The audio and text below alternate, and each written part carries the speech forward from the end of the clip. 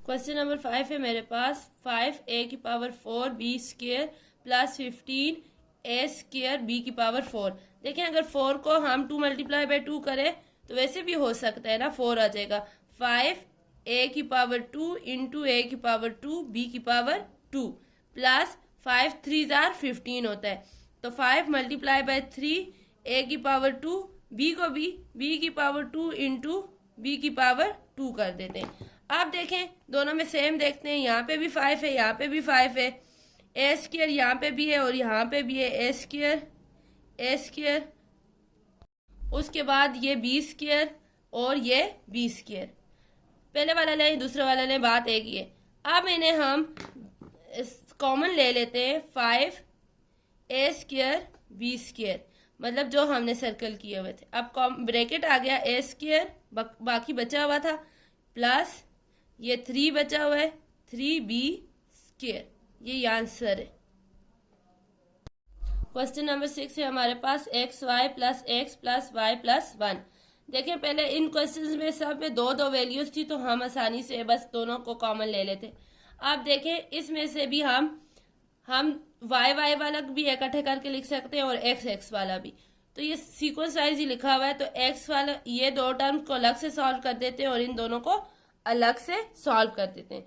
अब देखें इन दोनों में क्या, पहले सिंपल लिख लेते हैं हम, xy plus x plus y plus 1। अब पहले इन दोनों वैल्यूज को सॉल्व करते हैं और फिर इन दोनों को। तो यहाँ से x कॉमन आ गया, तो y प्लस x के साथ वेरिएबल क्या था, 1 था, तो यहाँ पे 1 रह गया, ठीक है। प्लस अब इन दोनों से क्या मल्टीप्लाई हो, 1 मल्टीप्लाई हो तो y प्लस 1 इज आ जाएगा। अब देखें ये एक वैल्यू होगी अब और ये दूसरी, दरमियान में एक ही प्लस है। अब इनमें देखें क्या सेम आ रहा है, y plus 1 and y plus 1 same आ रहा है ना। तो जैसे दूसरे क्वेश्चंस में हमने कॉमन लिया था, इसमें भी वैसे ही कॉमन ले लेंगे। y प्लस 1 हमने कॉमन ले लिया, तो आगे क्या बचा, x और प्लस और ये वाला 1। क्वेश्चन नंबर 7 है हमारे पास am³ minus am² minus m plus 1। ये भी बिल्कुल सेम पिछले क्वेश्चन की तरह है। इन दो वैल्यूज को पहले लेंगे और इन दो वैल्यूज को बाद में।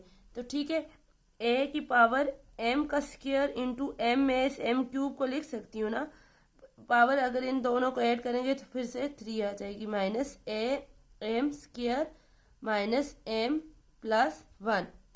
अब देखें इसमें से हम am² और am² सेम है ना, तो ये बाहर आ जाएंगे, कॉमन आ जाएंगे।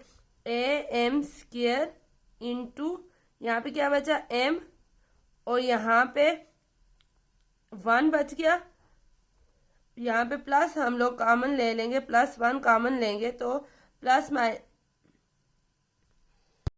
यहाँ पे माइनस कॉमन लेंगे, तो ये आ जाएगा minus minus plus, m1 jar m plus minus minus और 1 1 जार 1। तो अब ये हमारे पास दो टर्म्स हुई, एक टर्म ये वाली और दूसरी टर्म ये।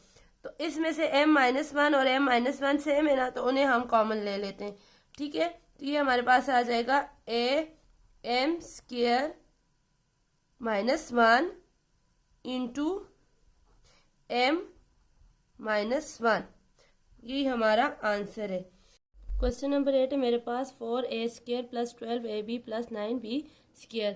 देखें हमने ना ये 3 फैक्टर हैं तो 4 फैक्टर बनाते हैं, मतलब 9a² प्लस, अगर इस 12 को मैं 6ab प्लस 6ab लिखूं तो फिर भी 12 बन जाएगा ना, लिख सकते हैं 6ab plus 6ab plus 9b²।